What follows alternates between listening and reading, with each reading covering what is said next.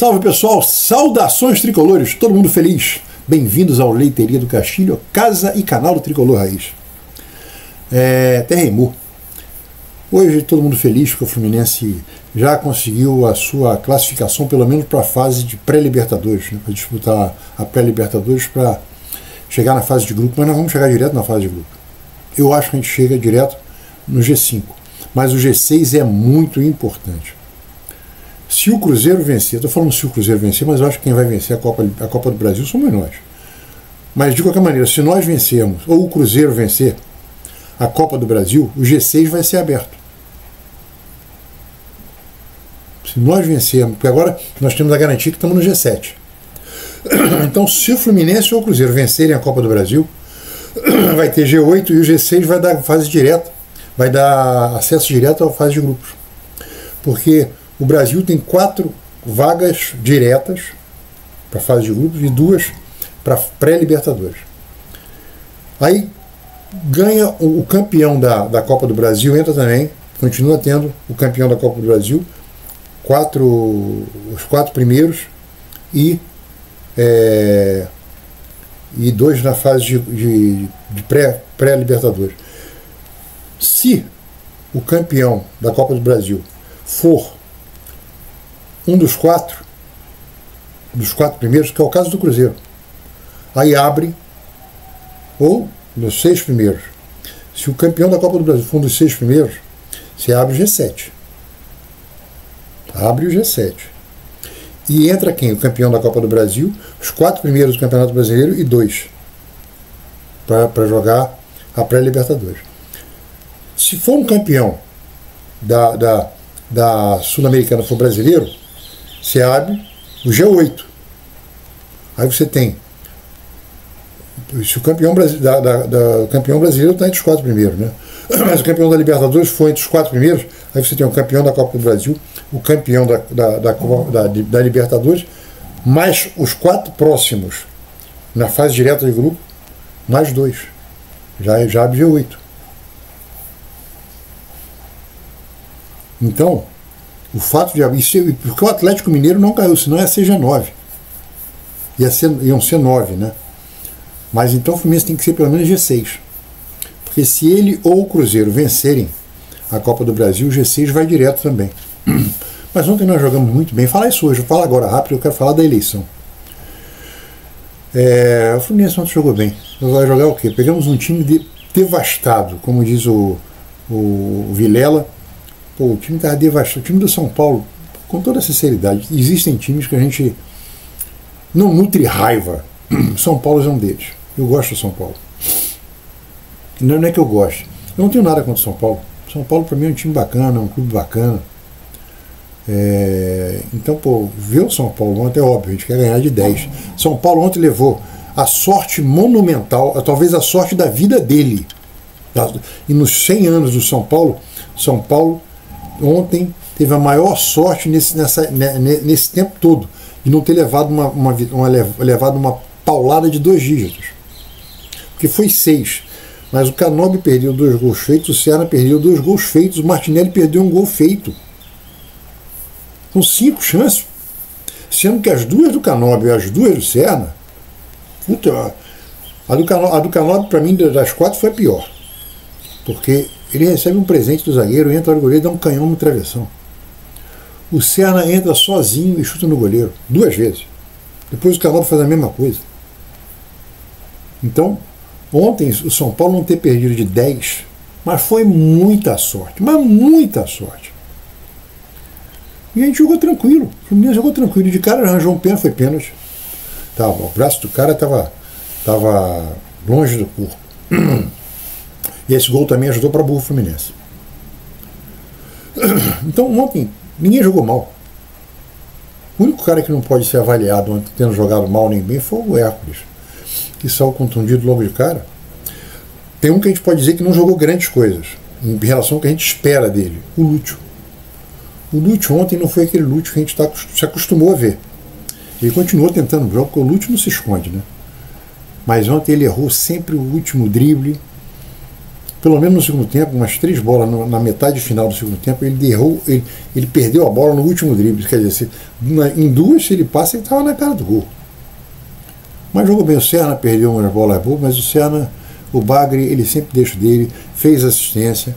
Até o Everaldo, ontem, o Everaldo tem que passar ou vai aos capuchinhos tomar uma bênção lá, ou vai ao culto, ou vai ou vai a um terreiro para tomar um passe, porque a bola que ele cabeceou, que deu o gol do Martinelli, aquela bola no goleiro não ia nem ver, ela ia morrer baixa no canto. Bateu no cara, mas sobrou com o Martinelli. Martinelli pegou meio torto e mandou lá na gaveta, mas não mandou onde ele queria, mas mandou dentro do gol e a bola entrou. Até o Everaldo ontem não jogou mal, aliás, pelo contrário. Primeiro, o gol do Martinelli foi uma bola que ele matou, fez o pivô, jogou na direita. O Samuel Xavier centrou, ele mesmo escorou de cabeça, forte, e a bola soube para o Martinelli. Martinelli jogou muito bem ontem. Martinelli foi o melhor jogador em campo ontem, na minha opinião. Então foi até o Soteldo, mas o Soteldo vai jogar agora de titular contra o Grêmio. Porque o Canóbio, eu fico imaginando por que o Canóbio faz uma falta daquela, só se foi de propósito para levar cartão. Mas não precisava fazer a falta, era só segurar a bola com a mão e levava um cartão, acabou. Pô, o jogo 5-0, o cara me dá uma entrada e leva um cartão. Está fora do próximo jogo, contra o Grêmio.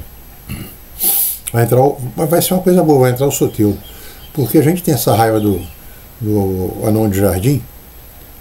Ele parece o Dunga, um dos 7 anões da Branca de Neve. Aqueles anõezinhos que ficam no jardim. Ele ontem jogou bem. Aliás, o último gol para mim foi o gol mais bonito. Foi um gol de pelada. Né? O cara vai até ali no fundo de jogo, o outro só escora, assim, meio assim. Eu vou fazer o gol, fez o gol. O gol dele e o gol do Kennedy, foi um gol bonito. Gol típico do John Kennedy. Mas o Soteldo vai ter a sorte agora de jogar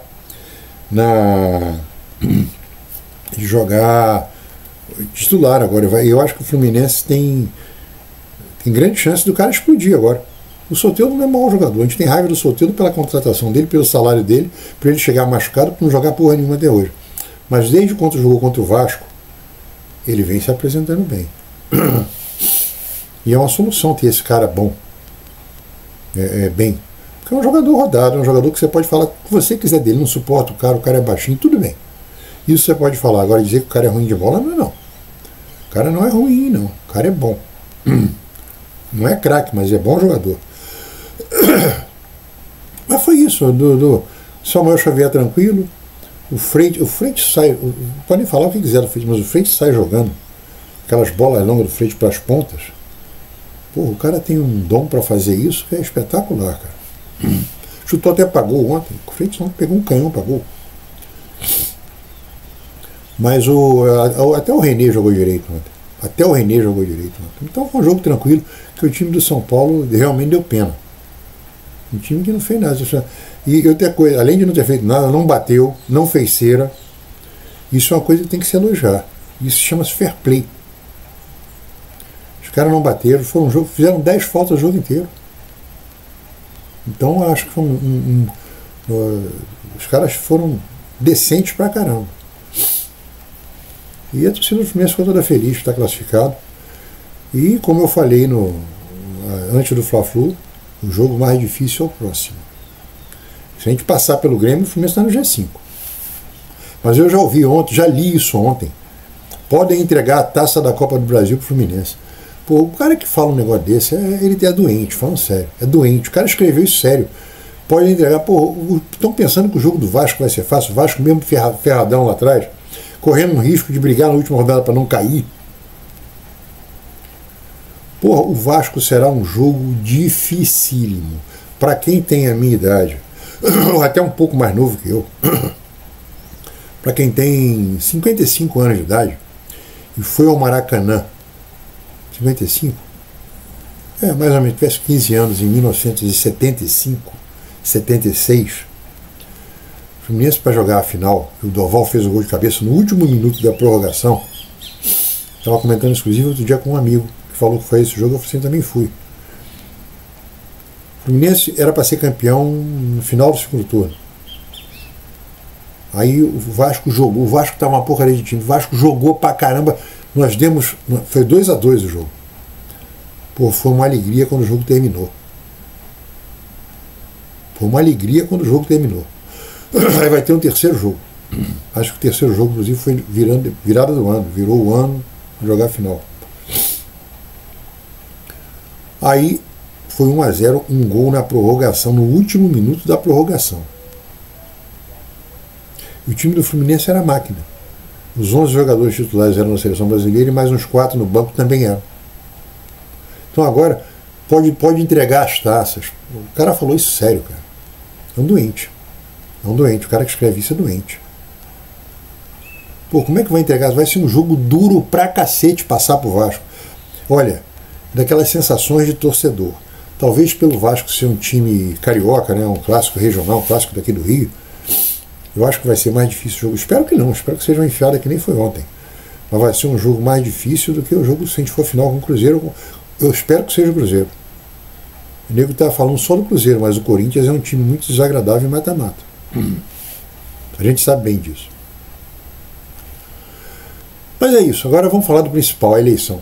Amanhã, a essa hora, já está tendo a eleição do Fluminense, já estará tendo a eleição do Fluminense.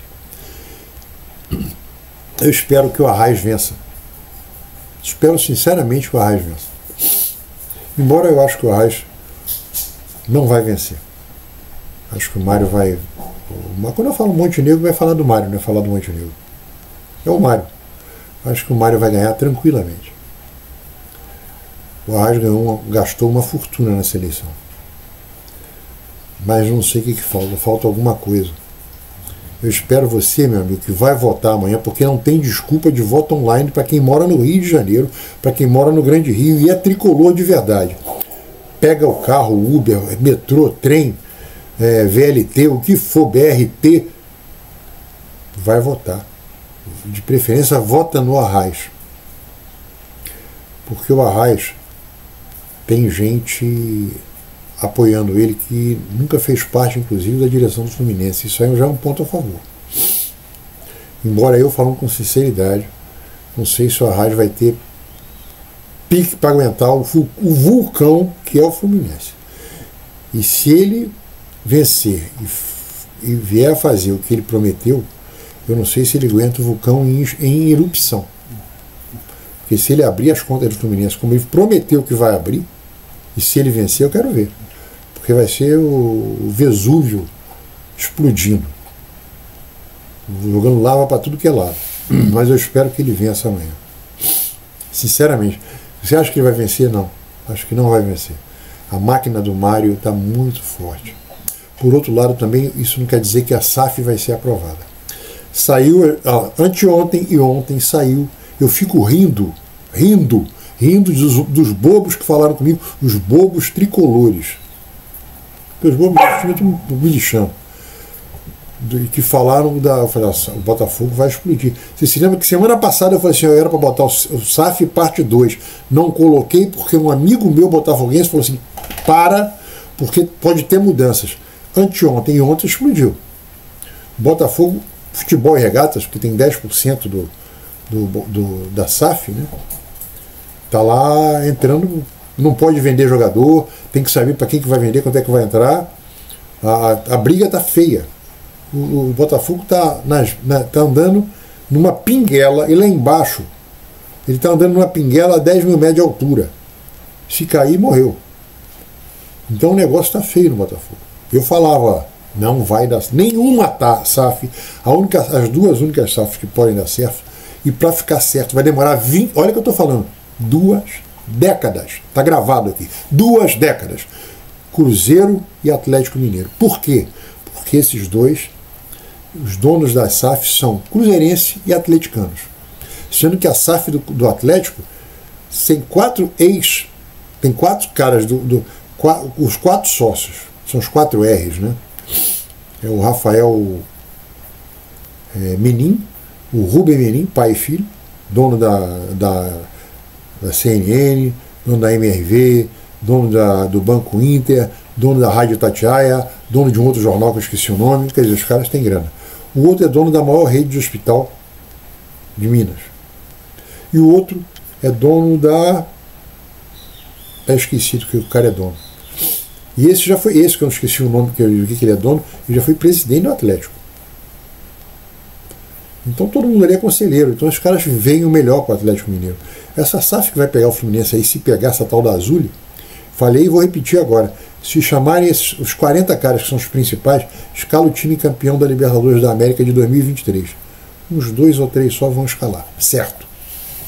Se bobear, não sabe nem que o Fernando Diniz era o técnico. Porque os caras não tem porra nenhuma de Fluminense. Os caras olham para a coisa, só vem Xerém, só Xerém. Aí aconteceu uma coisa nova. O Mário, ontem me sai no jornal que o Mário mostrou uma reforma de Xerém. Eu fico pensando o seguinte, falei isso no vídeo de anteontem. Vem cá, para que vai restaurar Laranjeiras se Laranjeiras não vai ser usada para jogo, nem faz parte da... Por que vai restaurar, vai terminar as obras do CT com potencial construtivo se o CT não vai pertencer mais ao Fluminense?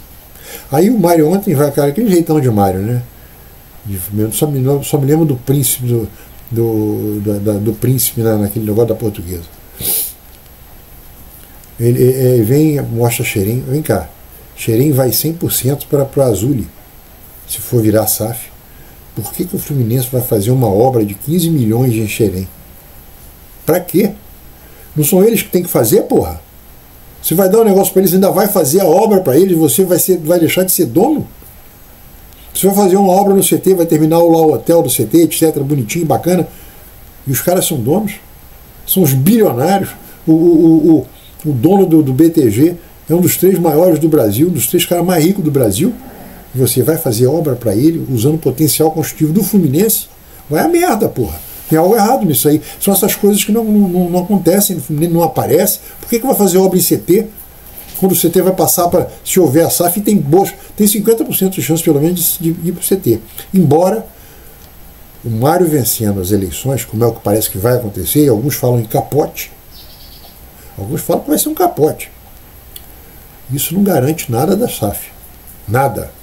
Porque a SAF pode ter certeza que todo mundo que não vai votar no Mário é contra, e mais da metade daquele pessoal que vai votar no Mário também é contra.